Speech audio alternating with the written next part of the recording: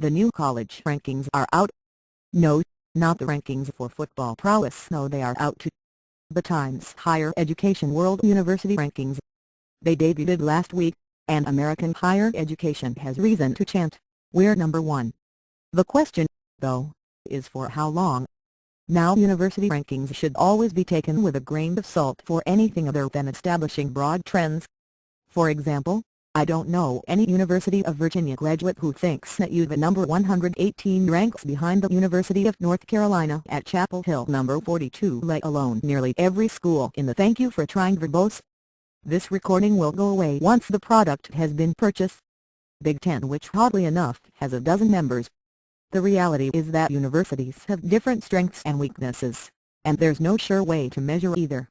Even if there were, it's not obvious whether great strength in, say, engineering should count more, same, or less than great strength in the physical or social sciences.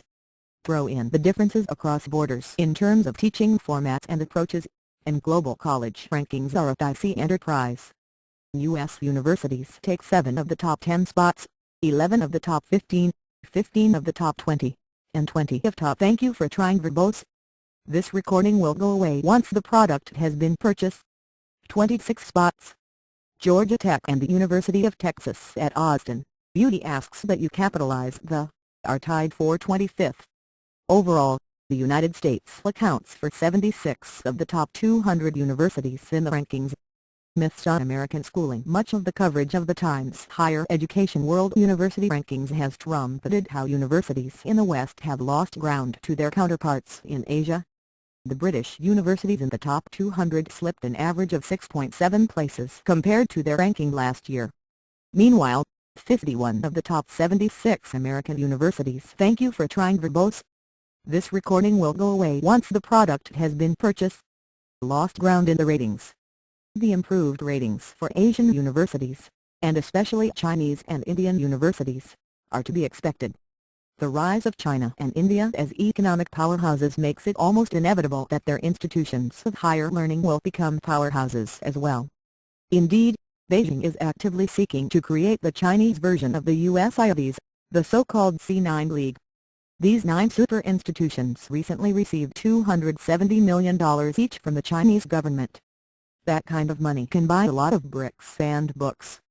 But Chinese and Indian universities still have a long way to "Thank you for trying" verbose. This recording will go away once the product has been purchased. Go before they can match the best in the West.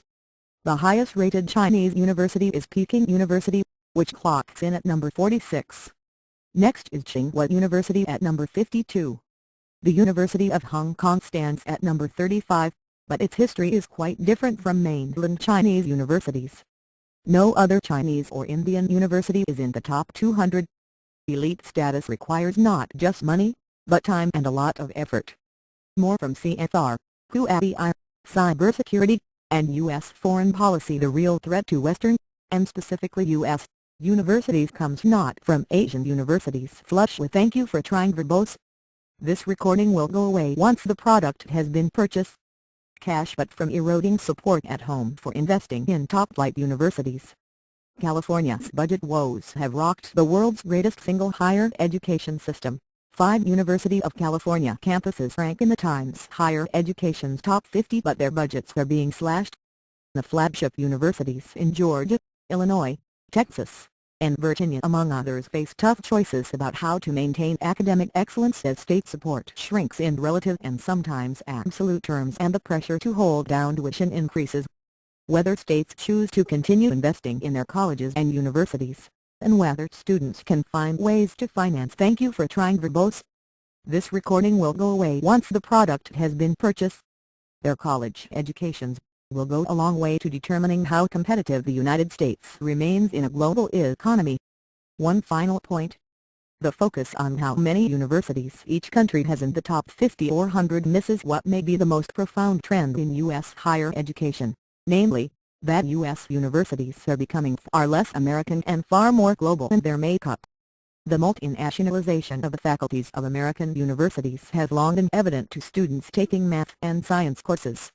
But increasingly it describes the student themselves. Nearly 1 in 4 Columbia University and Stanford University "Thank you for trying" verbose.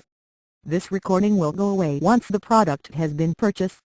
Students are international students, as is 1 in 5 Northwestern students and 1 in 7 UC Berkeley and University of Michigan students. So the simple fact that a student goes to class in Palo Alto, Evanston, or Ann Arbor says increasingly less about which national economy will capture the benefits of his or her higher educational attainments. The top 10. 1 California Institute of Technology to Stanford University to University of Oxford for Harvard University. 5 Thank you for trying Verbose. This recording will go away once the product has been purchased. Massachusetts Institute of Technology. 6 Princeton University. 7 University of Cambridge. 8 Imperial College London. 9 University California, Berkeley. 10 University of Chicago.